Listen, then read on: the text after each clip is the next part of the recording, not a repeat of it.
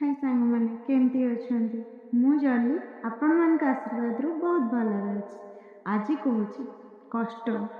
ମଣିଷ ଜୀବନରେ କଷ୍ଟ ବହୁତ କାରଣ ପାଇଁ ଆସିଥାଏ, କିନ୍ତୁ ବେଳେବେଳେ ନିଜର ଲୋକ ହିଁ କଷ୍ଟ ଦିଅନ୍ତି, ବହୁତ କଷ୍ଟ ଦିଅନ୍ତି, ଯାହା ସହି ହୁଏନି କି କହି ବି ହୁଏନି। କେବଳ କାହାକୁ ଜଣେଇବ?